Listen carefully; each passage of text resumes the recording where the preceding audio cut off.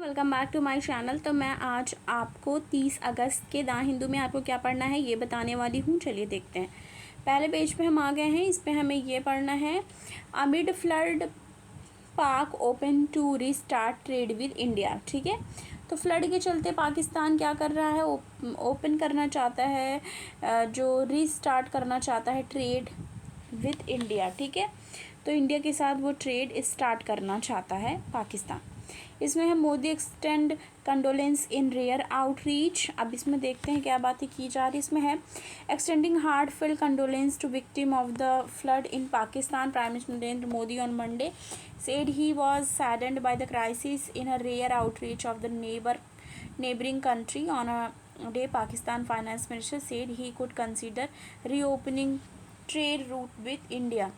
तो आप देख सकते हैं इस पिक्चर में भी दिखाया गया है कि कैसे फ्लड आया हुआ है और क्या कितना नुकसान हुआ है। उसके चलते पाकिस्तान चाह रहा है कि रीओपन कर दिया जाए। ठीक है, पाकिस्तान जो फाइनेंस मिनिस्टर हैं उन्होंने बोला कि रीओपन करना चाहिए ट्रेड रूट जो है इंडिया के साथ। ठीक है, तो ये चीज़ है।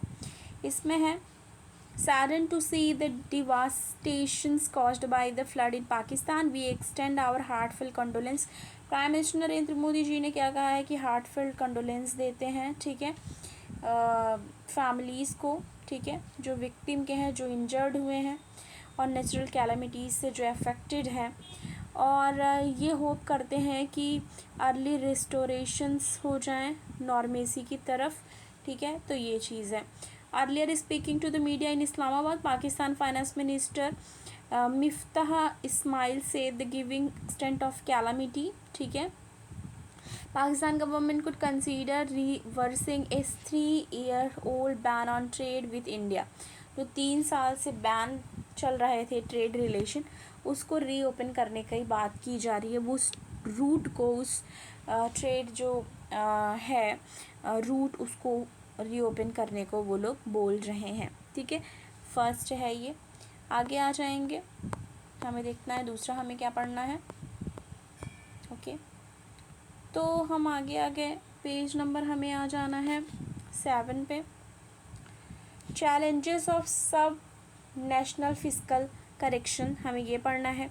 इसमें the centre and state need to prioritise expenditure and adhere to fiscal disparity. ठीक है, तो ये चीज़ पे ध्यान देनी है। ओके, इसके बाद पेज नंबर 8 पे आ गए।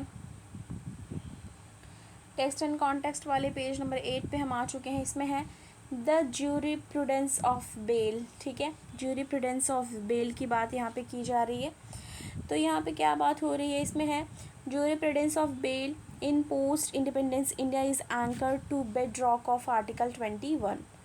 ठीक है, constitution which state that liberty can be deprived only, liberty can be deprive, liberty को मतलब बोल रहे हैं कि डिप्राइव हो सकता है only through process establish by law which must be just, fair and responsible. ठीक है, तो ज्यूरिप्रूडेंस ऑफ बेल की यहाँ पे बात करी जा रही है, जो कि पॉलिटी के पर्सपेक्टिव से इम्पॉर्टेंट हो जाता है। ठीक है, ये हमें पढ़ना है। ओके, तो इसमें और क्या बात की जा रही है देख लेते हैं।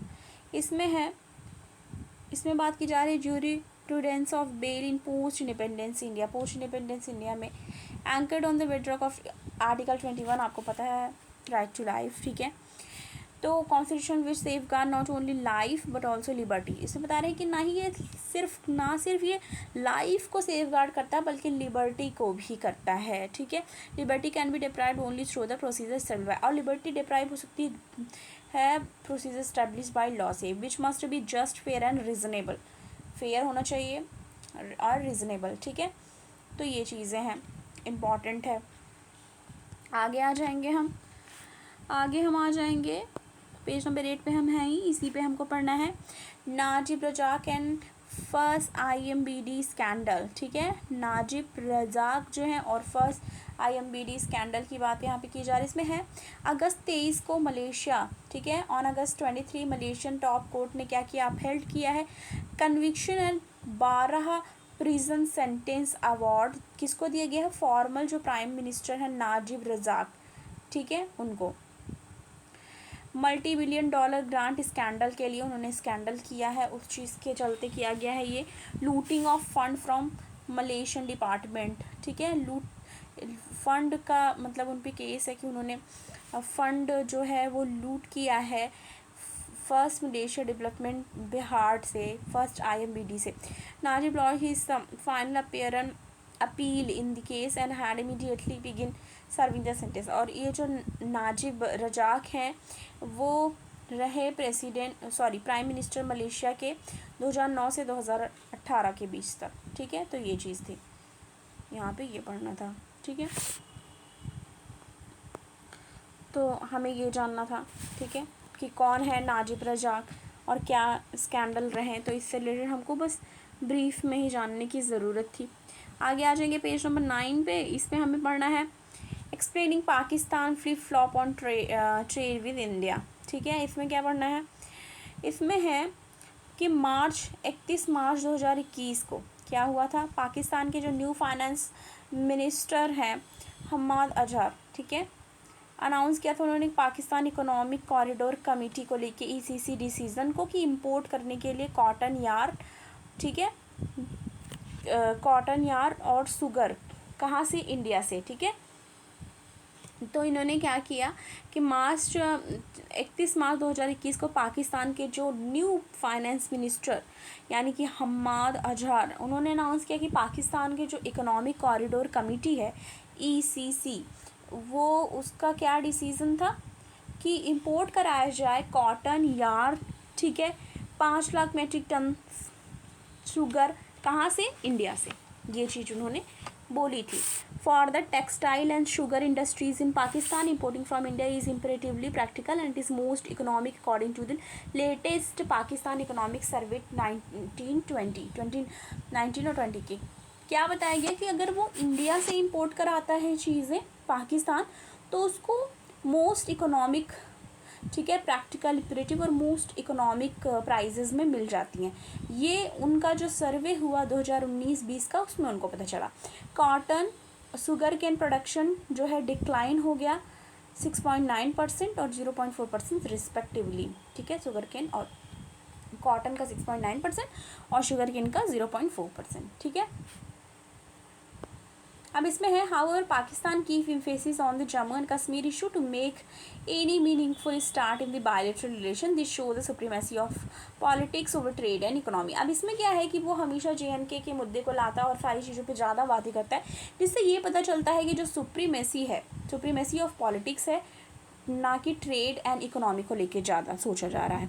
Even if the latter is beneficial to the importing country for the Pakistan cabinet, the interest of its own business community and its export potential have become secondary, ठीक है। तो ये चीज़ें चल रही हैं पाकिस्तान का लेके। आज हमने 2 न्यूज़ तो देखे कि मतलब वहाँ फ्लड आया तो क्या किस टाइप की क्राइसिस देखने को मिल रही है, कितनी लॉस हुई है, उसके चलते देखा गया कि उन्होंने जो 19 और 20 का सर्वे कराया था उसमें ये था कि जब वो कॉटन यार्न और शुगर के यहाँ से मंगाते थे तो उनको बहुत ही इकोनॉमिक प्राइस में वो प्रोवाइड हो जाता था, ठीक है, और उनके लिए बेनिफिशियल भी होता था।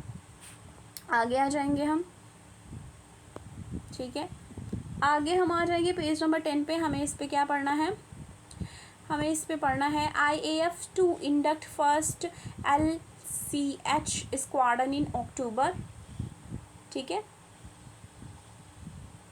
तो IAF इंडक्ट कराने के लिए है फर्स्ट जो LCH स्क्वाडन अक्टूबर में।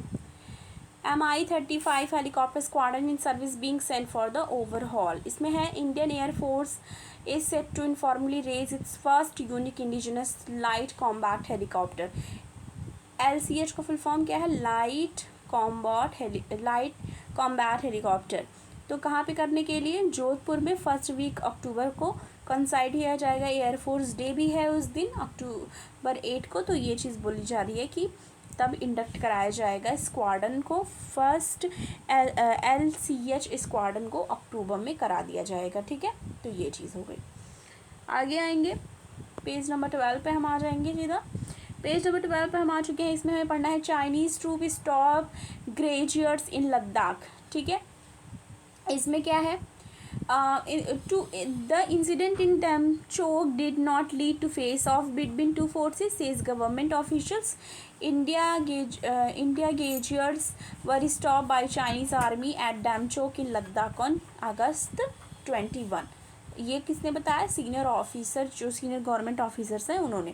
अब ये क्या है? अकॉर्डिंग टू ऑफिशियल, ठीक है, ऑफिसर के अकॉर्डिंग पीपल लिबरेशन आर्मी जो है PLA ऑब्जेक्ट कर रही है presence of grazier within India's perception of line of actual control पे. मतलब जो ग्रेजियर है विद इन इंडिया के जो परसेप्शंस जो है LAC पे नियर सैडल पार्क, ठीक है, सैडल पास जो है CNN जंक्शन डैमचौक में, तो उस चीज़ को लेके कंसर्न में है चाइनीज, ठीक है. तो इस चीज़ को लेके इसमें बात करी गई है जो कि चाइना और इंडिया के से रिलेटेड है. आगे आ जाएंगे हम. आगे हम आ चुके हैं. इस पर हमें क्या पढ़ना है? जी, tribe categorisations work delay benefit under, ठीक है, सीट. अब इसमें क्या पढ़ना है? Exercise on since its launch in February include 1400 community under SC/ST OBC for scheme benefit. तो इसमें क्या होगा? 1400 कम्युनिटीज़ हैं जिसमें SC/ST और OBC हैं जो इनको स्कीम की बेनिफिट होगी अच्छे से. तो उस चीज़ को लेके बात करी जा रही है. इसमें है till 8 PM on Monday the union social justice minister जो हैं, सोशल जस्टिस मिनिस्टर हैं, उन्होंने रिसीव किया 402 अप्लीकेशंस ऑनलाइन, ठीक है, अक्रॉस कंट्री, जिससे बेनिफिट के लिए अंडर स्कीम जो है economic empowerment D notified nomadic semi nomadic, ठीक है, ट्राइब्स के लिए. तो क्या हो गया इसका फुल फॉर्म? इसका फुल फॉर्म देख लेंगे. ओके, तो यहाँ पे बात की जा रही है स्कीम फॉर इकोनॉमिक, ठीक है, सेमी नोमेडिक टाइप के लिए बात की जा रही है यहाँ पे. देखिए, empowerment of D notified nomadic semi nomadic tribes, ठीक है. तो ये इस चीज़ के लिए यहाँ पे बात करी जा रही है. तो ये भी हमें पढ़ना था. वर्क डिलेज बेनिफिट जो हो रही हैं, तो वो किन को बेनिफिट करनी थी? Tribe categorisation work delays benefit, मतलब बेनिफिट मिलने में देरी हो रही है, उस चीज़ को लेकर के भी यहाँ पे बात की गई है. इसको भी हमें अच्छे से पढ़ लेना है. पेज नंबर 13 पे हम आ जाएंगे. इसमें है snag postpone NASA moon rocket launch, ठीक है. तो इसमें है it's part of moon to Mars Artemis mission. इसमें क्या है? An engine problem focus NASA on Monday. NASA का है जिसमें क्या हो रहा है? पोस्टपोन कर दिया है उन्होंने, जो अपना लॉन्च करने वाले थे, ठीक है, रॉकेट लॉन्च करने वाले थे, उन्होंने पोस्टपोन कर दिया है 4 दिनों के लिए, एटलीस्ट फॉर 4 days, ठीक है.